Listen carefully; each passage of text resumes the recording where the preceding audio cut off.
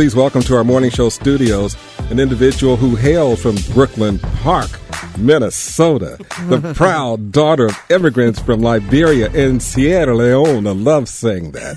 Please welcome, I hope I get this right, I'm going to just take a stab, Wokie Daboh. Yes, Wokie Daboh, yes. Daboh. Good morning, yes, Wokie Daboh. Emphasis on the first syllable. Yes, absolutely. Wokie Daboh. Oh, please lean in. Yes, Wokie Daboh. Good morning. Director of Diversity and Inclusion at ESPN and a graduate of the University of Minnesota. I am. Go Gophers. Go Gophers. So you went from one Brooklyn to the next. Right. Right. Yep, absolutely. Brooklyn to Brooklyn. Yep. So which Brooklyn is better? I've been waiting to ask you that. Home will always be better. No, Okay. Nothing trumps home. I live out there, so don't go there. But Brooklyn is amazing. I was just actually in New York a couple days ago. We had the ESPN W Summit in NYC for the first time, and just love the borough, but nothing like home. All right. Yeah. You're the founder of Project Blackboard. I am. Tell us about that. Project Blackboard is a nonprofit organization focused on providing resources to students and children, students, and teachers in West Africa, Liberia. So there's a school out there that I adopted, and we ship books. We rehabilitate classrooms. Obviously, Liberia had 14 years of civil war, so there was a strong kind of disruption of education. And so what we look to do is just make sure that they have what they need to be successful in the classroom and in the school.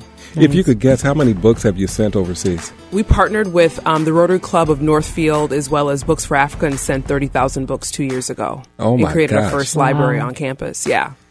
How does it feel to be able to change lives at that level?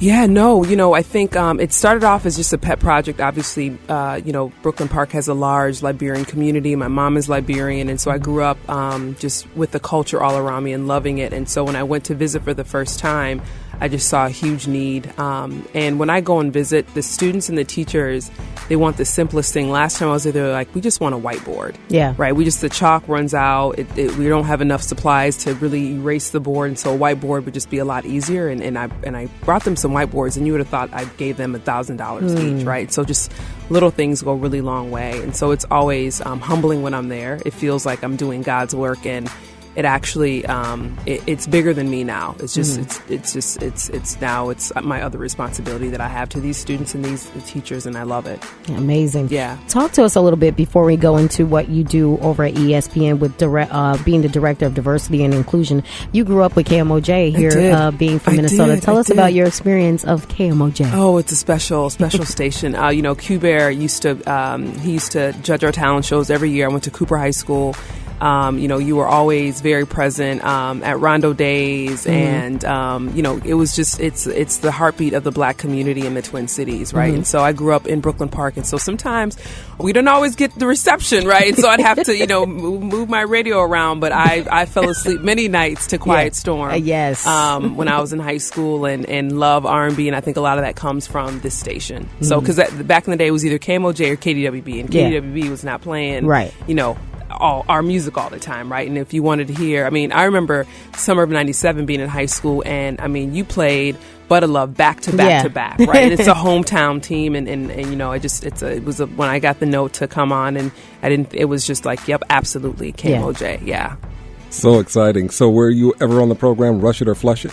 I was not. No. I was not, but I used to listen to it. I used to listen to it. Yeah, go ahead and flush Saturday morning. Yep. I used to listen to it. Wow. And so before going to ESPN, you were in the diversity area working with Medtronic. I was. Yep.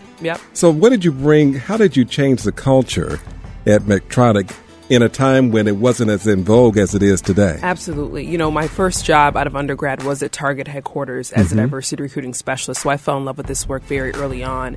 And I think growing up in places and spaces where I was often the minority, it was just a natural calling. It feels like really organic in terms of who I am and how I'm wired. But, I think challenging organizations in a way that's uncomfortable. When you sit in the D&I chair, there's a bit of courageousness that you have to have because people are uncomfortable with the D word, right? So now we've moved a little past diversity. Now we're talking about inclusion. We have to remember the diversity and the lacking of that in the room. I think also, understanding a lot of this work, you have to lead with empathy and understanding people's different experiences, and we're caring a lot in the workplace, right? And so also, understanding that a lot of us don't come into corporate environments with the blueprint of how to be successful, right? And so we're learning by trial and error. A lot of us didn't have parents that were accountants or executives, and so a lot of it is coaching. I spent a lot of time, and one of the areas of focus that I had at Medtronic was on the African American community, and so I spent a lot of time just coaching people in their career and being a voice for them when they weren't always a voice in the room. There were times where we'd present to our CEO, Omar Ishrak, every quarter around what was happening from a diversity inclusion perspective for different communities. And so I will recognize him as a CEO because that will be his legacy. He moved the needle on inclusion and diversity, and I was honored to do that work under his organization. But it was, okay, Omar, you came to this country on an airplane.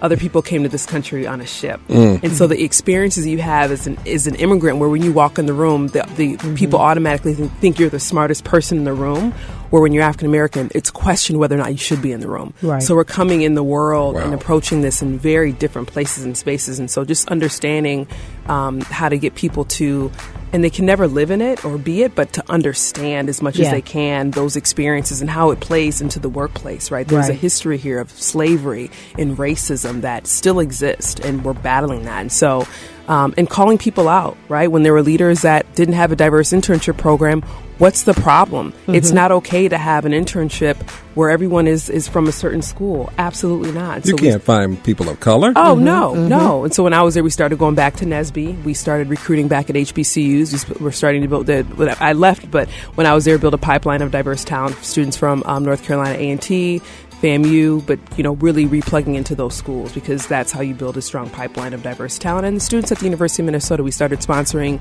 the NSBE chapter when I was there. I got a text a couple weeks ago that they won Corporate Sponsor of the Year, which I'm really proud of. Obviously, I was a student at the U and was a part of NSBE, and it's important to be able to give back. So pay it forward. Yeah, for sure. Yeah. Let's talk about your role as a director of diversity and inclusion for ESPN. What is the culture like there? And how long have you been in this role now? 5 months. 5 months. Yeah. No, I think couple things. One is that ESPN is an organization, so we're actually celebrating 40 years of being in existence today. And so it's a company where people treat it like it's a family business. And as a D&I practitioner, that is always an asset, because people want the company to be successful, right? And they understand the importance of creating a culture that allows for everyone to bring their best self to work, to really produce great product for your organization. As a D&I practitioner, I think sometimes it's hard to we're still having conversations about the business case, right, around why this is important. And in companies where it's more of a B2B, it's sometimes hard to get leaders to understand why this makes business sense. Right. But in the industry that I'm in today, right, we have to expand our audiences. America's Browning, right? And so what does that look like for us as an organization in terms of the content that we create and develop, in terms of the voices and narratives that we're creating and the voices that we're reflecting. And so it just is a easy connection to why D&I really makes ESPN move faster and better. Well, with that culture coming in, they're known. I read the 3-inch book entitled ESPN. Yeah. And they're so innovative, but it seems as if it took a while for the people who are reporting on athletes and so forth across the country to catch up with their innovation. Absolutely. So how is it now? Yeah. How do those two pieces match? Yeah, that's a good question. I think, innovation is tough when you have been the 800-pound gorilla in sports media, right? And so you don't get any bigger than ESPN. Now, I would say that we still are Beyonce, but there's a lot of Kellys now in the industry. And so we're very mindful of that. I think innovation, we just spent a couple days last week on a complete innovation summit. We had people from Apple, Pixar, other companies come and present to really help us understand, as a company that's done well for such a long time, the importance of innovation and being able to really move forward and be successful. We have to be okay with disruption. We have to be okay with, and also highlighting that inclusion drives innovation, right? When you have diverse voices and perspectives at the table, it allows you to really innovate and create new ideas, and bring to the table things that we just hadn't tried in the past. And so a lot of conversations now in the organization around the importance of innovation. It's one of our strategic pillars. Tomorrow, you're speaking for the College of Continuing and Professional Studies. And what will you be telling the graduating class this year in your commencement address? how to be resilient when you fail. When I was coming up, I think I would, if I failed, I would sit in failure. I'd wear it like a coat. I would sleep in it. I would eat it. You know, I think the biggest learning I had is when you fall is to fail forward and learn quick and pick up and move, right? And I think no one tells you that when you're coming out of undergrad, that you will fail. There will be doors that will close on you. There will be people that will tell you that you're not good enough. There will be opportunities that you do not get, but you have to push through.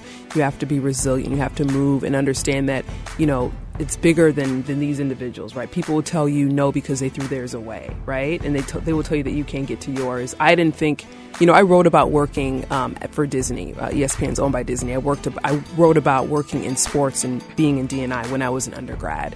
And here I am today working as a director of diversity for ESPN. Who thought 15 years ago when I graduated from the U that would happen? And there were so many peaks and valleys in my career. And I just think it's important to have the fortitude to know that's going to happen and that's going to come. But how do you push through when that does come? You still have the light in your eyes. So I'm wondering, can you go from the D&I work to the CEO work even at the same company? You know, my goal is to be a chief diversity and inclusion officer. I'd love to stay in media. I've now fallen in love with it. You know, obviously ESPN is one of the media companies within Disney. So there's ABC, there's, you know, the studios, and just being a part of that and touching it, and got a chance to see preview of the extended trailer of The Lion King a couple weeks ago, and I'm like, I'm a part of this, right? Oh, right? It was amazing, right? Amazing. And you know, got a chance to go behind the scenes of The View, and just it's been awesome to work in the industry. And so I see myself continuing to grow. I'll be at ESPN for a long time. It's been an amazing experience thus far, and you know, love to come back and share that story with you, Absolutely. with you in the future. We have a second station, and we're really emphasizing young people of color, particularly females. What would you say, we're just about out of time, what would you say to young females, people of color, as they are trying to take that next step? Absolutely. You mentioned you're talking about not being afraid to fail and what happens after failure. Yeah. What do you say when you're taking that first step or two on that ladder towards success? Yeah, I think, you know, we have to know that the world looks very different for us, but doesn't mean we can't accomplish what we want to accomplish. I think you have to stay true to your vision, right? And sometimes the vision will look blurry, it'll look very far away, but you have to stay true to it. I think the other thing has been great for me is I've had some great mentors that have looked like me, mentors that have not looked like me, but there's some African-American women that I worked with at Medtronic, Michelle Miller, Raven Miller, Brooke Story, who just were tremendous. And these were folks that were VPs and made time for me. So it's important to take on people who are willing to give you their ear and also lend you a perspective that you might not have in your everyday life. Right. So, yeah. Absolutely. Well, thank you for your time and for stopping by. Absolutely. We will definitely invite you back and keep us updated. Thank you. On your new role. Honored to be here. ESPN. Awesome. Thanks, team. I sure wish I could be in your audience tomorrow. Man, that's going to be so good. Don't be surprised if you see Freddie sneaking in the back. That's just Freddie. Let him in. You know, let him sneak in the back. Oh, come on through. Come on through. Yeah, it'll be. I'm hoping it resonates. I can't remember who my speaker was, but hopefully they remember me. So, wow. Nice. I was telling Wokie in the warm-up, in our green warm-up, that I've been looking forward to talking to you like no other for the last 6 weeks. We're so excited, and I thought it was going to be a telephone interview, and here you are in person. Right. Of course, I had to come. I was not doing a KMOJ interview via the phone. Yeah. Can't thank you enough for being with us this morning. Yep. The D&I.